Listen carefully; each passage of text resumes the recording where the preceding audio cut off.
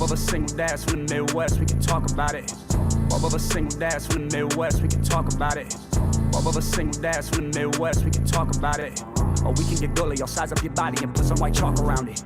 Welcome to the Single Dads of the Midwest, episode 24. I'm glad that we've continued well past my original goal of 21. I'm joined by the exciting Eboná to talk about a lot of different things, including animals, but I'm sure we'll go far beyond that. But yeah, she is a friend of Sheldon's, and that man single-handedly keeps this podcast going. So once again, shout out to Mr. Don.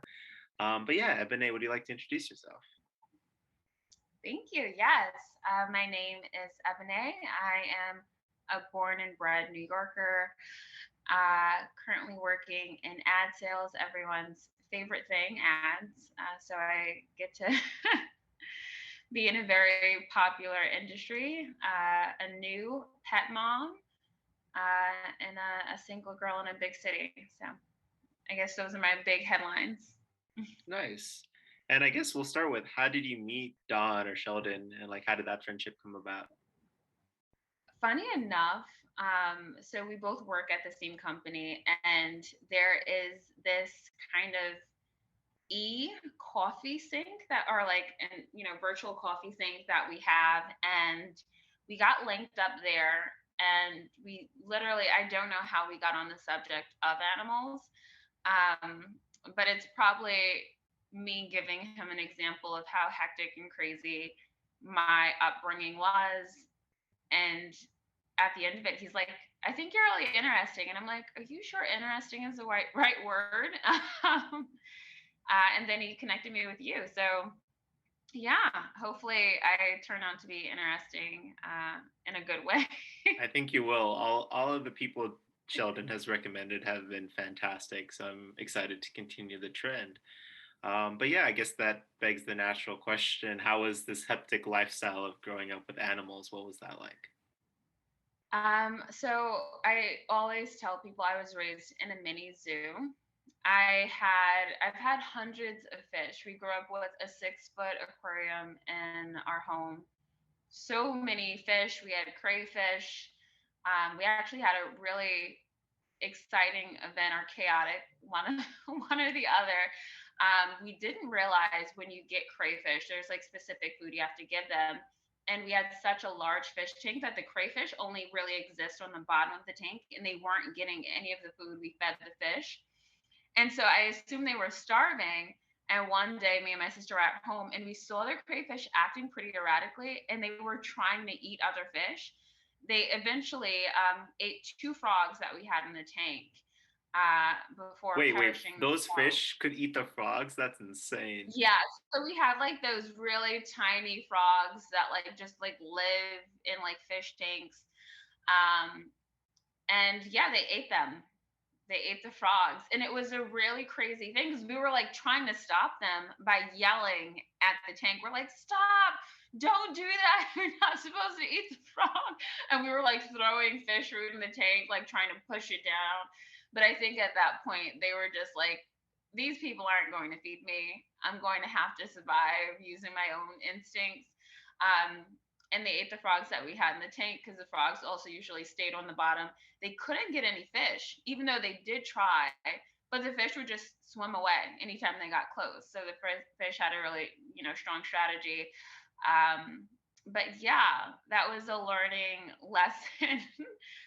Don't get crayfish and put them in a really big aquarium unless you, I guess, have a tactic to make sure that they get food, which despite having tons of animals, I've had hamsters, I've had hermit crabs, I've had lizards, I've had birds, I've had so many birds.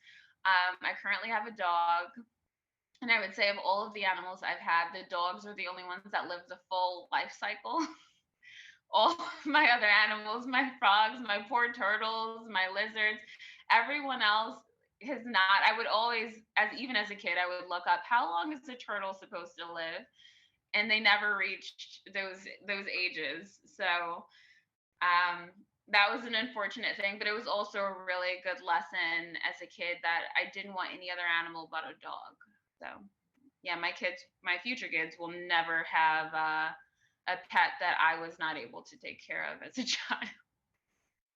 That's fair, but yeah, that is a lot of pets of all sorts are a lot of responsibilities.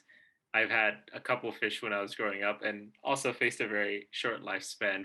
Fish are hard, um, but yeah, dogs are great. Highly recommend. Yeah, why don't you actually tell us a little bit about your dog? You said it was new. Yeah, so weird enough, I don't recommend dogs. I don't. And I love dogs. I grew up with dogs. My dad has a German Shepherd and a Husky now. I adopted a puppy during the pandemic. They're now known as pandemic puppies. He is a golden retriever Irish settler. He's super big. He's basically a grown man. He takes up half of my apartment. I honestly am trying to find him a job because I think he needs to start paying rent. I've literally, I'm like literally Googling, like, how do I get my dog into dog modeling? And the first thing that comes up is like, your dog needs an agent. And I'm like, we need to find you an agent because you need to start working and covering your portion of the rent. But yeah, it's like having a baby. And because I grew up with dogs and a household where there were like many kids, I have two siblings, and my parents both there, it never felt like it was such a heavy load on any one person. And I am a single parent. I'm like a single mother of this dog, and we're like stuck together in this apartment during a pandemic. And so it's a very different situation than the one I grew up in, where like the dog has backyards, and we also grew up with multiple dogs, so they also have the interaction with each other. So he's very reliant on me. When I'm in a shower, he's like standing guard by laying and falling asleep on the bath mat. um, when I sleep and wake up, he's literally right there looking at me, like waiting for me to wake up. It's almost scary. And he follows me everywhere I go, except in the dog park. It's the only place he doesn't want to be anywhere near me. And when I'm ready to leave, I literally have to pretend like I'm leaving the dog park to get him to come with me. Um, I will say dogs are amazing. Try not to be a single dog parent is my advice. Um, Make sure you have the space for a dog, uh, and then maybe not a puppy. Try to adopt. I did get my dog from a breeder. Completely different story, but I'm super naive. I went to Pennsylvania, went to an Amish farm to get my dog. Was told he was a golden doodle. He's not a golden doodle. Was told he was a mini. He's not a mini. He's over 35 pounds. So I've learned a lot as well. Outside of just like learning how to be a pet parent, I've also learned a lot about like, breeder scams and things that go on. And of course, whenever you reach out and you're like, you actually sold me the wrong dog, they're like, what are you going to do? Like, bring the dog back? And it's like, yeah, I can't bring him back. He's fully attached to me. But definitely do your due diligence whenever adopting and are getting a dog from a breeder. You wary of Pennsylvania Amish dog breeders. Good to know. But Yeah. yeah, definitely, yeah, as great as dogs are, I think 100% a lot of responsibility, and it's especially hard, like you said, for one person. Um, Obviously, you have many interests other than animals. I think one of the things you mentioned a little bit off air was poetry and reading and literature. So why don't we talk about that a little bit? Is there like specific genres in terms of writing that you're drawn to? Um, so it's pretty strange. I love a good romance novel. I love like romance. I love romantic stories. I love like, girl meets a boy, boy meets a girl, and whatever it may be. But I also really love horror. So I love like I need kind of someone to die. I need like something like a really scary catalyst. And I like the kind of combination of them both. So I love stories about like a little bit of romance, a little bit of horror, something that's a little scary, but also like a little sexy. So like Um, Pride and Prejudice and Zombies, if you've ever heard of that. yeah, but I haven't like the book version of that. I'm not really into the movie versions of romance horror. I don't know why it hasn't translated for me. Um, but I do love short stories that like are a little dark but a little romantic as well. I think there is like a dark side to romance, and maybe that's something I'm attracted to, but only in literature. I don't want, any creepy people like knocking on my door. I don't want like Edward Scissorhands showing up on my door. I don't Fair necessarily enough. think that's only only in What book form. are there any specific like romance novels or short stories like in particular that you'd describe as your favorites? If you get the top of my head, I would say I really love The Observations. I believe it's by Karen Essex. It's a story. I don't even want to call it a full romance, but it is kind of a romantic story. This girl, she's like really poor, ends up as a maid or like a servant to this woman and her husband. The girl and the woman kind of end up having this like relationship and kind of falling in love. But there's also like a really dark side to the story, and it also like talks about mental health issues, and they kind of end up in this house growing old together, and like everyone like leaves their lives, and they also have really dark backstories. And I read that when I was, I want to say, in middle school, and I read it again in high school and then in college. So I don't always find literature like that. And so when I find something I like, I tend to read it over and over and over again. I do the same thing with movies. I'm a huge movie buff, but I'm mostly into animation. And so I'm the type of person where like every year, once a year, I watch Spirited Away because it's one of my favorite films. And I'm like, I can't I really find still need to anything watch good. it. I know that I'm well behind. I know I need to, but yeah, I need to watch it. It's Oh hot. my It's gosh, I have top so on my list. That and Citizen Kane. I know. I need to watch some Miyazaki films. Yes. Oh my God. There's so many I love. That is my favorite. I highly recommend it. Also, yeah, definitely watch Citizen Kane. Can I tell you, I've watched that movie in college. I minored in film production, and so we watched it in one of our classes. And I literally was like, I don't know when this film is going to end. It felt so long. I literally thought I was like slowly dying. Another thing about that film, I feel like you have like pay attention to the beginning, because like the end, like it's like wraps up like kind of nicely, and it's like, oh, like if you don't really know what's going on in certain parts of the film, you will get lost. But also a really amazing film. And I did read that film, I can't remember that, this is really bad of me, I can't remember the actor's name, but he acted in it and he also directed it. But I heard it ruined his career because like the Hearst family, which the Oh film was yeah, based I off know. of. I know it's about. Yeah, it takes a jab at the Hearst family. Yeah. There's actually Yeah. an interesting, really, really random side note. I don't know if you've ever seen the show Timeless. I'm a huge fan of time travel as a mechanic in basically any sort of fiction. There was an episode in Timeless where there was like I don't want to like spoil the show, but like they try to prevent it, like the Hearst family tries to prevent Citizen Kane from ever being made. They like steal the film reel or something. I feel like if I could go back in time, that is not what I would do. But I wonder if the Hearst family is like still upset about that film. That would be really funny. I've not seen Timeless. There's so many shows I need to catch up on. One thing about the pandemic, it's just forced a lot of people to recommend shows to me. And so now I have like a list of things that people are consistently telling me you haven't seen that yet. And I'm like, I plan on seeing it. There's The Undoing. Thankfully, I've seen Tiger King, but I've told myself if I can't watch it in one day, I just won't do it. So Fair there's a enough. lot going I'm on. assuming growing up, it was not like Tiger King though. It wasn't that intense. No, There was no not at Carol all. Baskin situation, I hope. No. Oh my gosh, never. I will say the only issue with us having pets growing up is that our parents were like, we trust you to take care of the animals that we got you.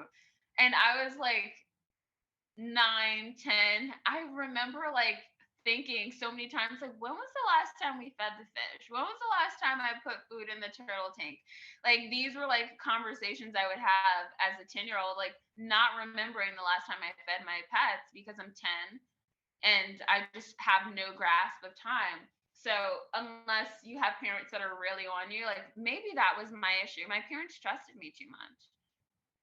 And I hate to think that that's a problem, but clearly you cannot, don't trust your children. Do not trust your children. If you don't know what they're doing, they're not doing it. Like That's the if you lesson don't check here. that they're brushing their teeth will never get brushed. It's same thing for pets or anything else.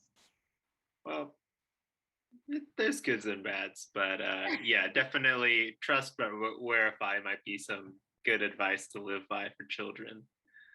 I'm like definitely gonna be one of those parents. Like, I don't trust you because I'm gonna think back to me as a child. I'm like, no, you're never gonna feed your pet whatever. We're not doing it. I don't trust you, and I don't trust myself to check on you to do.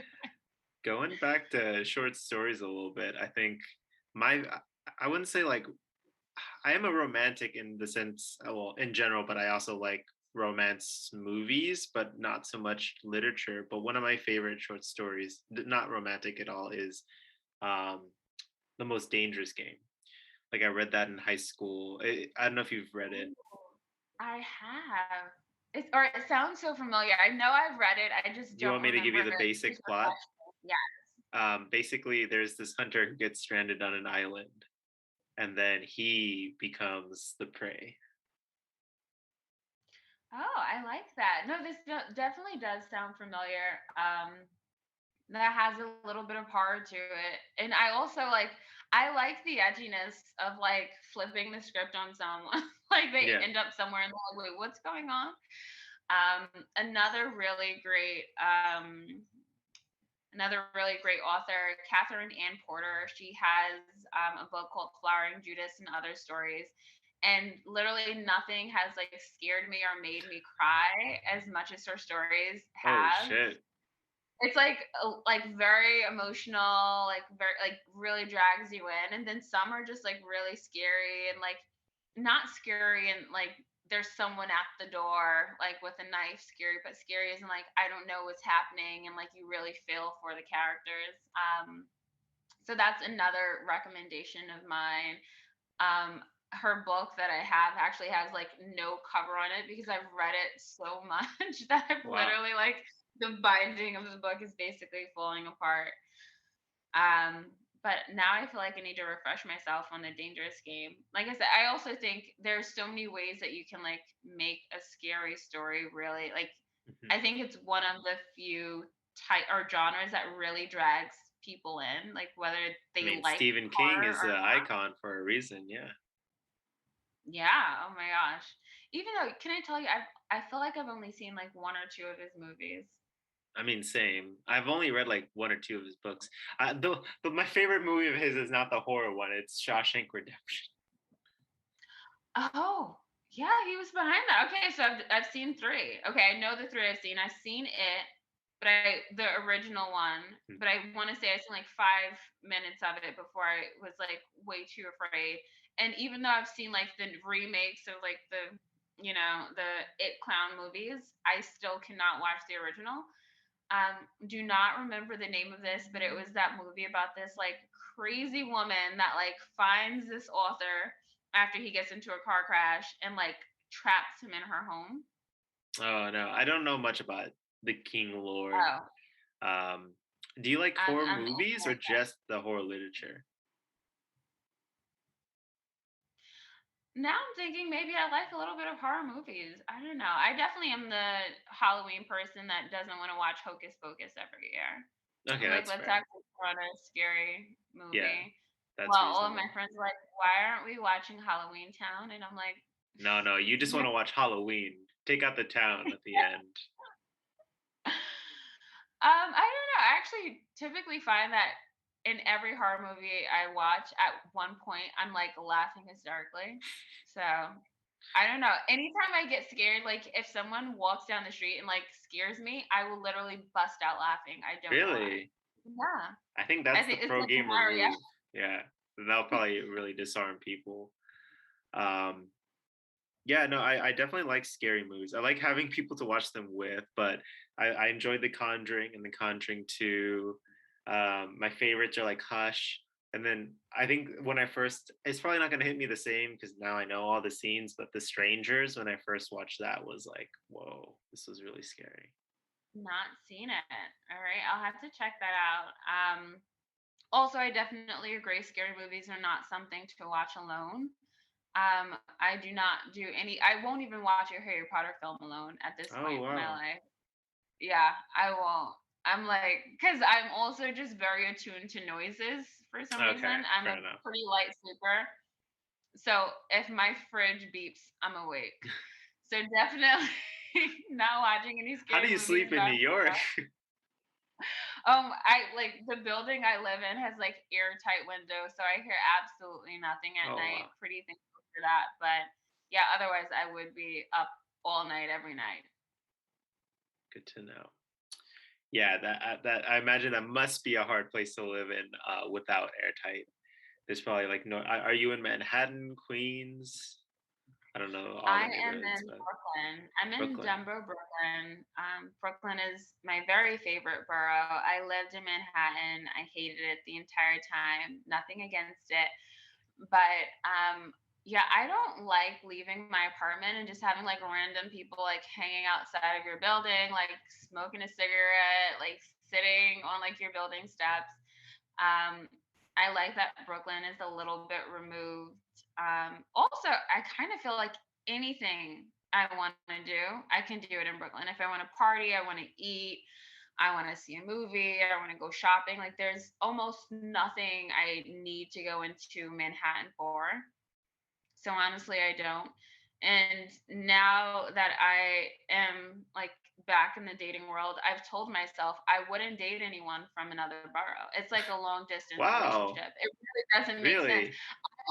I'm I mean, like how almost I as someone who's only traveled to New York for like a day and twice, and one of them was in what's it called, the Bronx. How far is it to like get from like Manhattan to Brooklyn? I can't imagine it's that.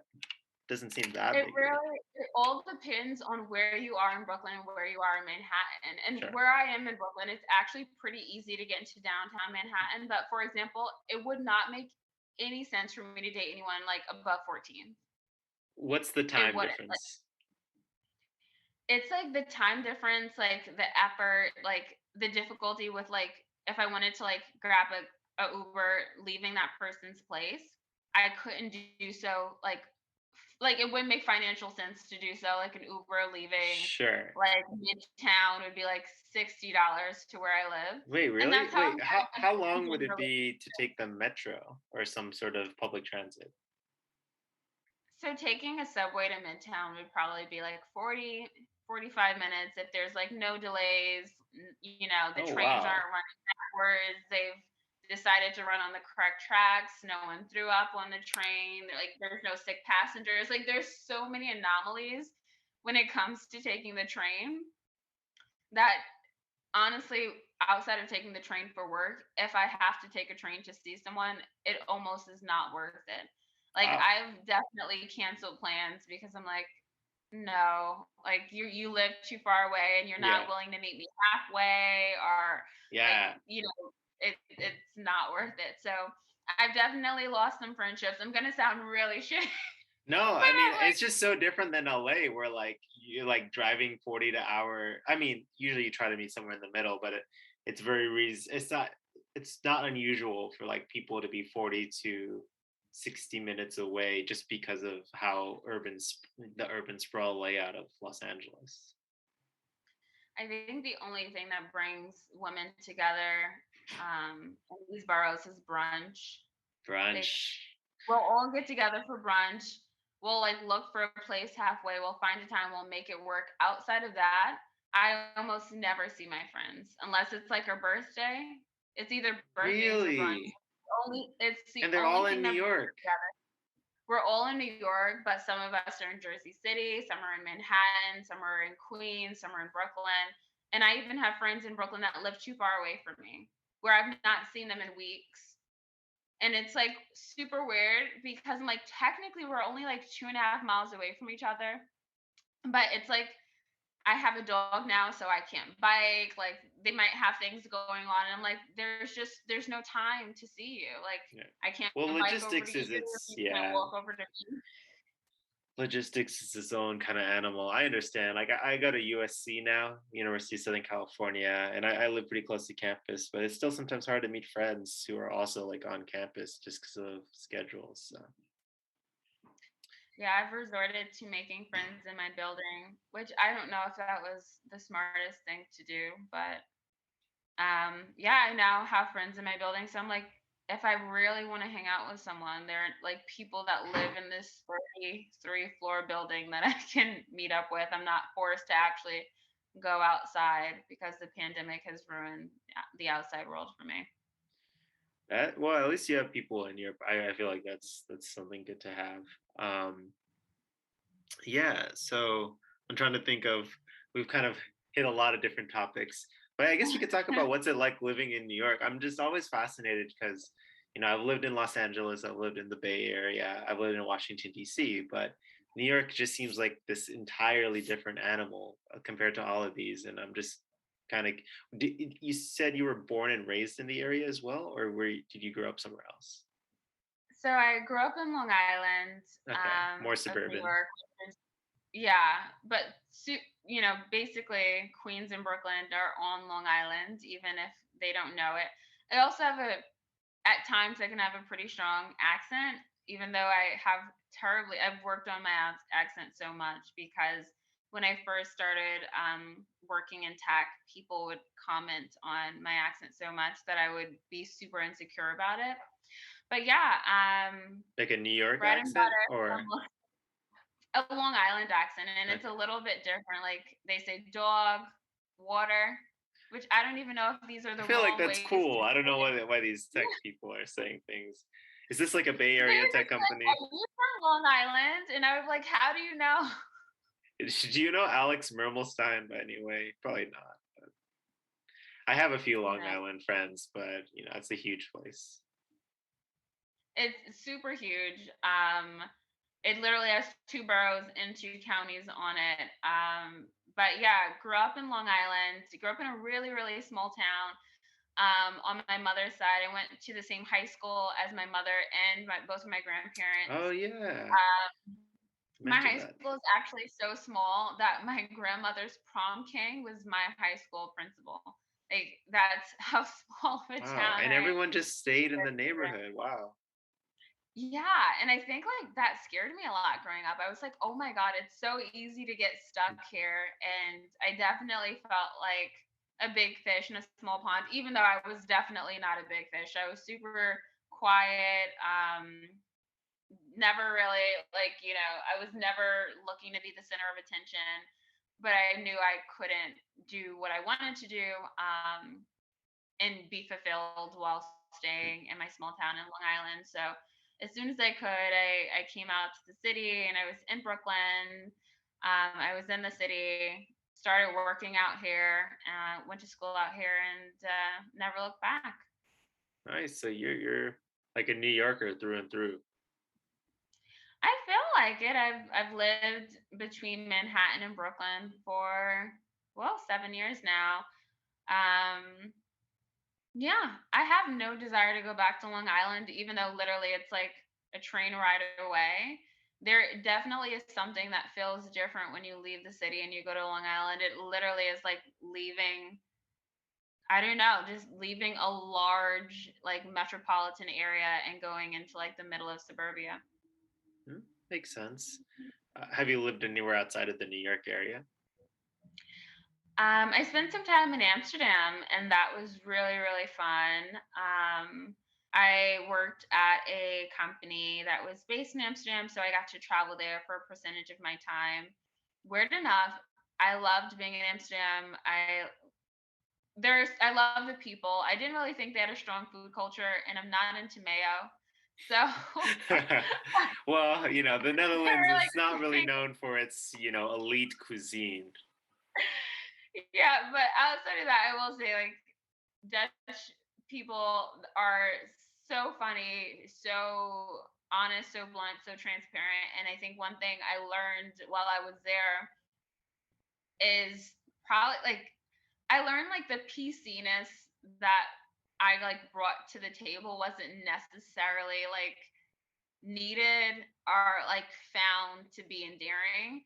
And so I had like a really difficult time giving feedback because I was like, let's be really sweet about this and like let's not actually tell someone how they feel. And like they're very honest about Mm. like everything. They're very blunt. They actually prefer constructive or critical feedback over just like someone saying you're doing a great job. They're like, what do I do with that? So it kind of changed my mentality a little bit on how I interacted with people. Where before I was like, okay, you got to hold back, you got to be really sweet, you got to be really timid, like let them come to you. Well, now I'm just like, I'm going to tell people what I think, I'm going to be really honest. Hopefully it's worked out for the better. I don't know. Maybe there's a few people that are like, that girl's like really, she's too fucking much. I don't know. Oh, sorry. Can we curse on this podcast? Yeah, definitely. It's like 20 people. Most of it is like probably Sheldon and like a couple of my friends rewatching this, so you're totally good. Awesome. Yeah, definitely think I've pissed a few people off, but hopefully other people find it to be a worthwhile characteristic. I do want to go travel to the Netherlands. I want to experience this bluntness in person. But yeah, I've heard similar things about the culture. Sorry, I didn't mean to cut you off. No, I was just gonna say I highly recommend it, and don't walk in bike lanes. You will get pushed. Okay. I learned that the hard way. Good to know. Don't walk in bike lanes. Got it. Yeah, it's a New York thing, but the Dutch won't stand for it. Are people still walking in bike lanes in New York? That still seems bad. I get people jogging in the bike lane all the time, and I'm like, if I was in Amsterdam, I would just push you out of the way because that's rude. But now I just like hit my dinger. Yeah. Like ding, ding, ding, ding, ding. I like aggressively ding. And if they have headphones on, I just like slowly go around them. But I try to like make some eye contact so I can give them like what the fuck are you doing? Yeah. But yeah, that's as much as I'll do. Fair enough. You mentioned passion for animation. Obviously, that translates to movies, but does that? I think you also mentioned maybe cartoons or TV shows as well. Yeah, when I was just a child, my goal was, or my dream was to work at Pixar as an film animation producer. I never felt like, I was like, I don't know if I'm like the greatest writer. I don't necessarily want to direct or be a cinematographer. I don't want to be a gaffer. I want to be a little bit more hands-on. I'm like, what can I do that's like somewhat necessary, but the job is also a little bit ambiguous. So film animation producer was like the best thing. It's like you have your hands on the project, you get to help bring it together, but like your role isn't like, there's like somewhat of a soft touch to it. I don't need to have a hard skill. It's not like I need to be an editor and train and go to school to do that. I'm sure that there are probably film producers that would be like, that's bullshit. Like you don't know how many hard skills I had to develop. Sure. But that was my goal because I think there's something so special about film animation. I think the way it can allow you to exaggerate and tell a story, like even when I watch a lot of films being made into like live action now, it just doesn't capture it the way that it did when it was in cartoon form. Sure. I also think animation allows you to like tell a story that you could never really tell without like really exaggerated CGI. There's a few films that I've seen recently, and I'm like, every single time I watch like a Pixar film, I literally always cry. Like, and this is like, I'm like one of the hardest people to get to cry. Like, you could really say anything to me, and I'd be like, okay. Like, you could say anything, but honestly, if you put on like, if you put on Moana or you put on Wall-E, I will literally like break down in front of you, like uncontrollably cry. I actually remember years ago when Big Hero 6 came out. I took my friend there for their birthday, and when sorry, is it? I can't even remember. B-Max, he at the very end gets left in like this universe vortex Mm-hmm. thing. And I just started crying because I was like, that boy has lost so much. He's lost his brother and his parents, and now he's losing him. And I was like in the theater with my friend, surrounded by like kids and their parents. Like there was literally not another adult person in that theater that did not have a child with them. And I was the only one crying. So I don't know. I feel like it's just very telling for where my passion lies, and I love storytelling, and I love how it's done in the animation realm. No, that's beautiful, and I don't think there's any shame in crying in Pixar movies. They're all, for the most part, really well made. You mentioned like things not coming to life as well when they're turned into live action. Do you have like some examples off the top of your head? I even think like in the Lion King film, like you can't like make Yeah, that's a good one. when Yeah. you have like a baby lion like show that same remorse of like, oh my god, like I think I killed my dad. Like their face can't exaggerate the way it can when like someone's drawing it, or even in Beauty and the Beast. Like I did not empathize. Like when I saw the Beast, like he wasn't like a dog to me. Mhm. Like when you see it in the cartoon space, like you can kind of like say like, oh, he's kind of like a dog. He was almost. I understand he was meant to be scary, but in the animation film, he wasn't as intimidating, which made it easier to love him and understand why this girl is like falling for him. And I didn't get that same feeling Mhm. when I watched the live action. I was like, I was like, this is a really unique kink. I'm not going for it. I was like, it doesn't work for me. I like a little hair, but this is not, this is not Fair it. enough. And I think it's harder to make certain things lovable, or it's harder to make certain things emotional when you turn them into live action, but you're trying to do it with the spirit of an animation film. Hmm. No, that makes a lot of sense. I think Lion King is a pretty good example of that. Going back earlier to what you said, do you still have dreams of being a animation producer? I do. And you want to know what the worst thing about me is? I'm kind of like, I feel like I'm definitely not an adult. The only thing that makes me an adult is that, my age, and I pay bills and I I work. think But that's true for a at lot of heart, us in our older 20s. Yeah.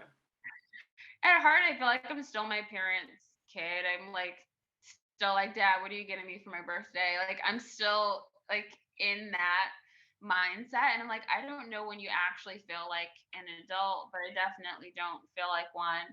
So a lot of my dream or my desire to work at Pixar, I'm just like, oh, I just have to hope really hard Hmm. that it happens. And I need to like read books from other people, and like maybe something will happen. So I guess in one way, maybe I'm just manifesting this dream of being an animation producer into reality, but I'm also probably being really lazy about a career field that it probably takes a lot of work to get into, and is definitely not something that you can dream on as an adult. Yeah. Well, maybe not just on will alone, but I definitely think that, perhaps, I'm like a very pessimistic person on the outside, but a very optimistic person on the inside. But, I always, at least for myself, but I always try to encourage other people, like, it's never too late. Like, obviously, a tough road going into animation production. I don't imagine would be easy, but it doesn't sound like anything that's also impossible either. So I feel like there's always time, right? I mean, if there are any animation producers listening and they're looking for an apprentice, and someone to even get the coffee, that would be an amazing Well, opportunity for me. it's not impossible. Well, the film school here is very good at USC. It's one of the best in the world. And I have some friends who are getting their masters. I have a friend that's getting their masters in animation, not production, but literally animation. But I can ask around, see if there's anyone that works in maybe the production side.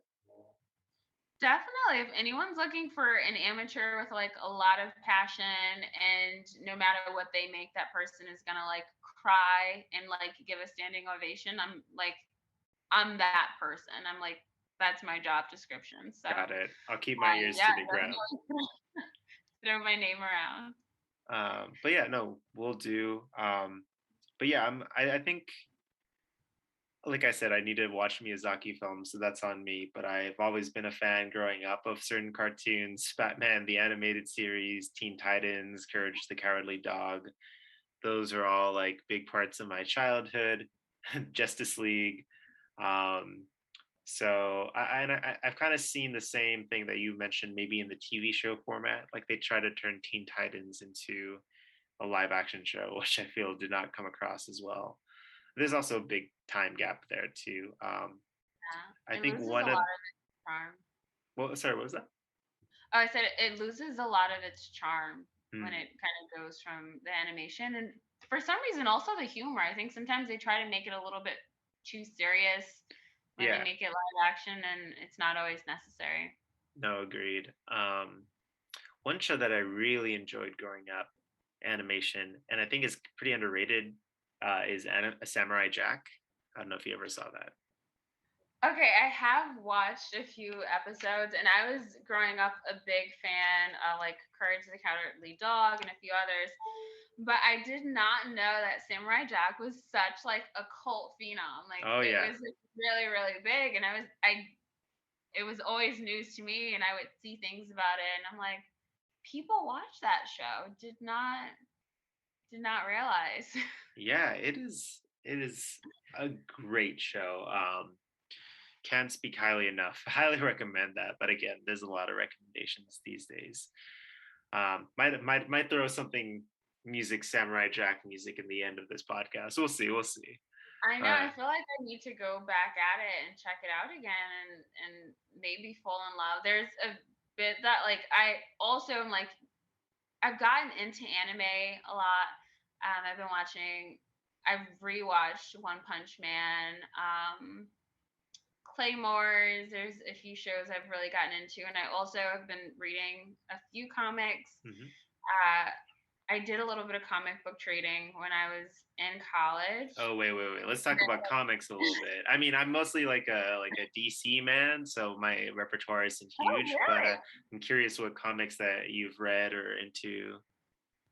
So weird enough, the backstory of me getting into comics was so random, and it started at Starbucks when I was in college.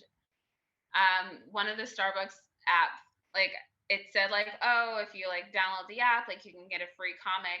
And it was Batman the New 52, I think Night of the Ooh, Owl. okay. And I was like, okay, like I get a free book. Didn't like think anything of it, read it, fell in love, bought the next ebook, and then after that I have every trade of Batman New 52. And once that ended, I was like, okay, I need something else. I started reading Saga, became really, really into it. Had a person that I thought was a friend of mine steal a few of my comics as well. And so, like, I then found out that there was like a thing where if you give someone a comic, you have to make sure you get one in return. Mhm. Otherwise, you'll never see it again. Started trading comics. Got into Preacher. Preacher. Um, Ooh, that's. I think I bought the books, but they got really dark, and I wasn't in a oh, place to it, read them. But I have them in a basement somewhere. if you need, I have the last two issues. I was trading and then I It's like graduated. him. He can like basically persuade anyone with his voice. His like ex girlfriend, and then like the Irish vampire dude, right? Yes. Yeah, Oh yeah. my gosh.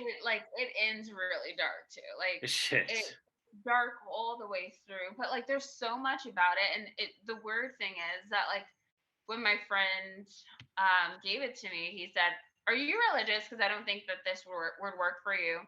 And honestly, like I loved it. Like if anything, like it just like I don't know, it like made me think in like such a unique way about things.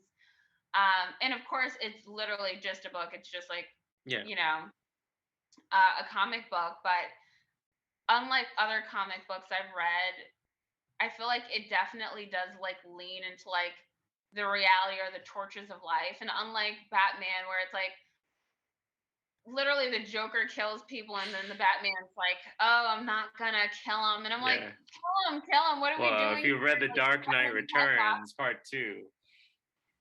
But like Batman like portrays as like this like person Yeah, that can yeah. live in a universe where like someone can like mass murder people and then he's just like, let's put him in prison. Yeah. And the preacher really is just like, no, the world is horrible. People are horrible. Like Yeah. the excuses that we use to treat other people bad are also horrible and irrational. And it really just doesn't like soften the load. Like no one's a hero. Mhm. And I think that's another thing I like about it. Like all the people you think like, oh, this person is really good. Like they're good deep down. Like you realize they're just a person. Like they're like, we're not heroes. We're not better than anyone else because we make different decisions. We've just decided to take a different road. So really, really loved Preacher. And I do want to say I did read Batman versus Superman, the comic, and I really fell in love with that. And I want to say the Joker does die at the end. Was that guy kind of reminds me of The Dark Knight Returns, the whole plot line, if you read that. I haven't read The Dark Knight Returns, so that's one I will need to read. That's a good one. I recommend that. Have you read Lock and Key? No, I'm still like I'm somewhat junior because I'm the type of person I get into. I mean, me too. Like, I don't know. I don't know that many comics. Like I haven't even read like all of New 52. So okay, well, if you haven't, you have to let me know. I'm maybe not a weird person, but I know people that are like they just buy books and they put them on their shelves. And I'm someone, I buy something, I try to read it 1,000 times. If I don't have a desire to read it again and again, I will look for people to send it to. yeah, And I will gladly take any comics that you don't want. Okay. All right. I have a lot. I will gladly send them to you. My only request is do not put them on a shelf after you finish reading them. Either pass it on to someone else or send them back. We'll do. But yeah, going back, I think you would like Lock and Key because there's some horror aspects, and then they made a TV show out of it. I actually watched the TV show first, which got me into the comics. I have a huge crush on one of the characters, although it's problematic, as you'll see if you read the show or watch the show, or read the comics or watch the show. Actually, maybe I could send that to. I'll have to go to my parents' place, but I can maybe we could do a comic exchange that way. Yeah, I did say that. I did say never give someone a comic unless you have like collateral, and I should stick to it. Yeah, I will. I think I'll send you those because it's like 6 volumes, and I have all 6. But it's kind of like I really like this story, and I think one of the things I like about graphic novels or these kind of shorter series is like there's like a contained story.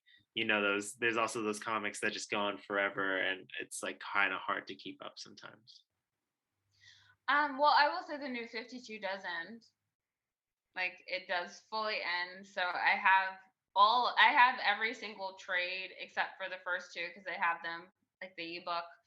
I highly recommend Saga because this Saga is this like alternate universe. I wouldn't even call it an alternate universe, but it's a universe in which there are many different worlds, and each world has like a different species. And a few particular worlds are at war, and everyone has kind of joined into this war. And no one knows how long the war has been going. No one knows who's right or who's wrong. And these 2 characters from these opposing worlds like end up in each other's lives and have a baby and like fall in love. And everyone in this universe is trying to kill this baby. Jeez. Because them having this baby basically means that the war that's happening doesn't need to happen, because it's kind of showing that like the war is not an inherent thing, because everyone's like, we've been fighting so long, like we think we just. It reminds me a little bit of the bit of Preacher that I did read, if you know what I'm talking about. I guess in a way. I can see where you're coming from, but I really think you have to finish Preacher. Yeah. It's so good. I'll have to. Basically, this is a podcast where I'm gonna have to go into my parents' basement and get those books. I do want to send you Lock and Key. I think you would enjoy it. And it's just literally sitting on a shelf. So So funny enough, I moved a lot for some reason.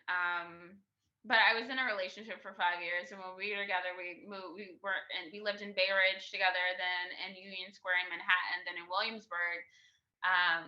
Then we broke up. I went to Florida for 6 months to be with my grandmother, and I was like, I kind of need a detox. Sure. And now I'm in Dumbo.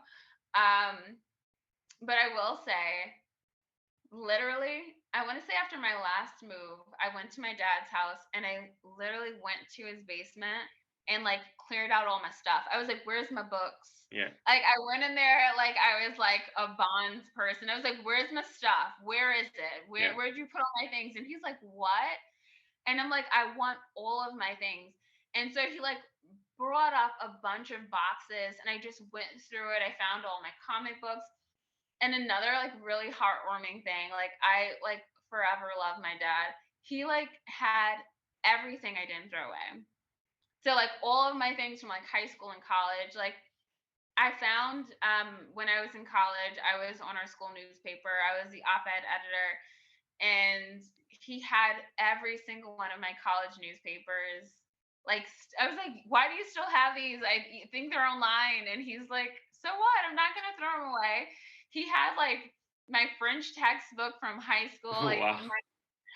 honestly, I feel like it's more hoardish. I was telling him, I was like, I actually want you to throw it away for you. I was like, you might feel better. But I just thought it was so sweet. Like my dad like throws nothing away. So his home is basically like a capsule of like all of my memories growing up. And anytime I want to like go back in time, I can just go to his house and ask him to like drag up my memories. Well, from shout the out day. to your dad. Yeah, for that. Yeah, I think all parents should do that. It's a heartwarming thing. Like he even has like arts and crafts projects from like when me and my sister were young. Wow, that's beautiful. Yeah. That's great. But yeah, I'm glad we got to talk about comics because it's not something that I talk to a lot of people about. I think the other graphic novels that I really enjoyed were, and they're both really great movies too, are V for Vendetta and Watchmen. Ooh, I loved both of those. I will say it did take me a bit to get into Watchmen, but I like became like obsessed with it and really loved the story. And now I'm a huge fan of the actor that played. I don't remember what his name was in the film. The blue character, Blue Man. Oh yeah, Dr. Manhattan. Dr. Manhattan. I'm in love with Yaya. Yaya is the actor who played him. But also love V for Vendetta. I have so many comics. I also have like funny like comic books, if that makes sense. Like Yeah, non like super serious ones. but they're just like comic strips books. Oh yeah, I get what you're saying. Yeah, like Peanuts or something. Yeah, exactly. I got really like as a kid, I always loved the funny section of the paper. So like my grandfather would always save it for me, and even as a kid, like if I see a comic strip book, I will buy it because it's like also really a good callback to my grandpa. But yeah, I feel like we don't do a lot of comic book or enough book trading. I recently, someone told me they wanted to read Trevor Noah, Born a Crime, and I was like, oh, I have it, don't buy it. And they're like, well, I think I'm gonna buy it anyway. And I'm like, I guess like yeah, support Trevor Noah. I think he'll be okay if you don't buy that one book. But I was like, we should be like, I'm like, what am I supposed to do with this book? I read it. I thought it was an amazing book, but I also don't want to like have to carry it around my whole life and be I'm like, I want to give I'm the it same away way. to someone else. No, I'm the same way. Like I would love to get books for free, and I'm happy to give books that I do have that I've read. Like Count of Monte Cristo, one of the best books I ever read. Took me forever because I started last year and I finished very early this year. But like now it's just sitting on a shelf. But going back to Watchmen real quick, if you haven't seen the movie or there's a show made in 2019, which is amazing. That's 15. I've seen the show. Okay. And that's when Gaia played Dr. Manhattan. Have you seen the show? Yes, it was, in my opinion, the best show of 2019. And I really loved it, but the pilot episode felt a little off to me. Maybe it was so different, but it was like, whoa, that pilot episode is what got me hooked. I was like, geez, this is whoa. that didn't get me hooked. I loved the actors in in the show, and so Mhm. I committed myself to watching that show. And I will say, parts of the pilot did get me in there because I love the story that they were telling in regards to like the Tulsa massacre. Mhm. Like even the way it ended with like kind of like, oh, they're like, oh, some hillbillies like stole a rocket ship and like Yeah. there were just some things where I'm like, okay, it's going from like a lot of different things at one point, and I didn't know the basis of, I had no like context going Mhm. into it, so it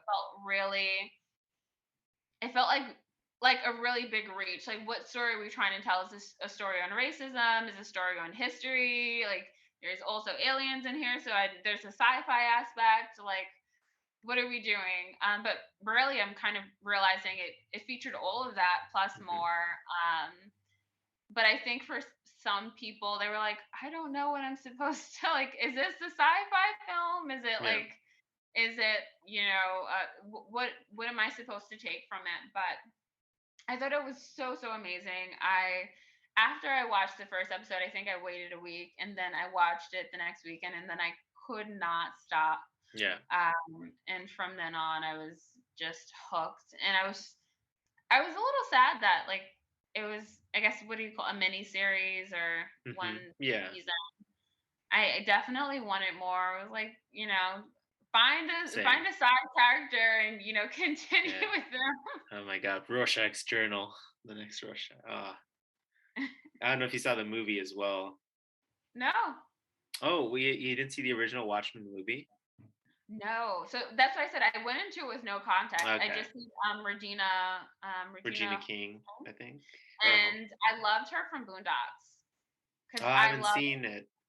Oh, I've watched Boondocks in and out. I was obsessed with that show as soon as it came on. I loved Aaron McGregor. And so when I seen that she was in it, I was like, "Oh, I wanna watch the Hmm. show," because she does the voice of two characters on the show, Huey and Riley. And I think I was confused because I was like, "Oh, I thought this was about like the Tulsa massacre, and I thought it was told in modern day, but there's a spaceship, so I think it's in the future." But all I would say is stick with it if anyone is watching. But I think Yes. anyone that has wanted to watch has watched it and knows it's amazing. Yes. Watchmen was the best show I saw in 2019. Best show in 2020.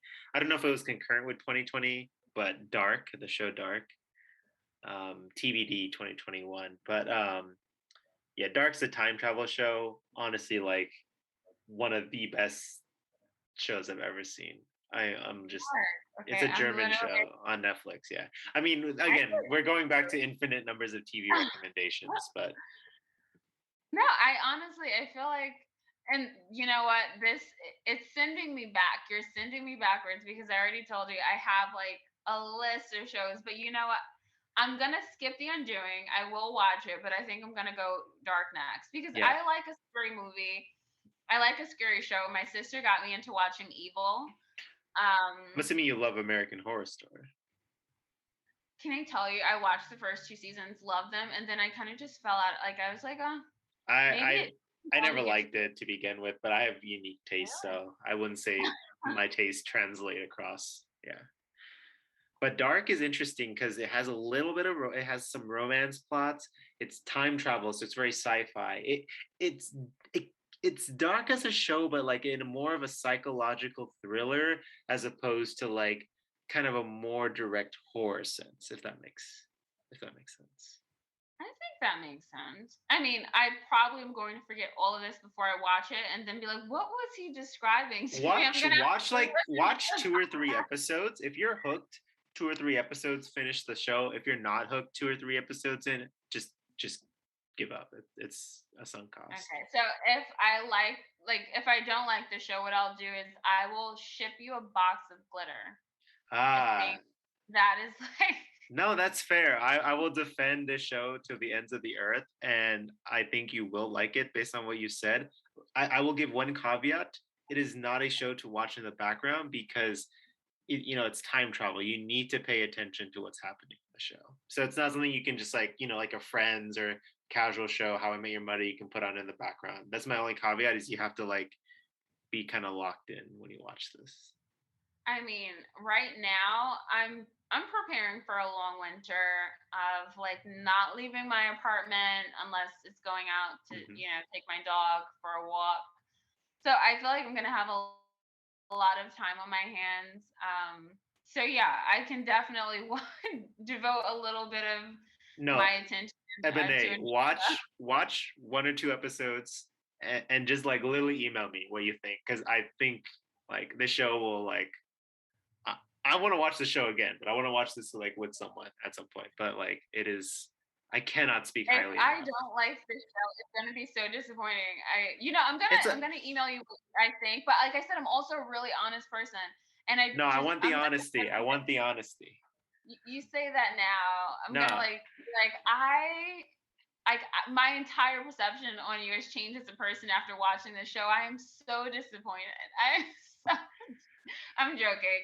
No, yeah. I'm looking forward to watching it and giving you some really honest critiques. And I also love to pretend, to be like a film reviewer sometimes and just give like really candid feedback on like the continuity of a show and be like, there was a scene in which his shirt was ripped, but in the next scene his shirt wasn't ripped, and there was like no explanation for This like show has to pay attention to all those details due to its nature.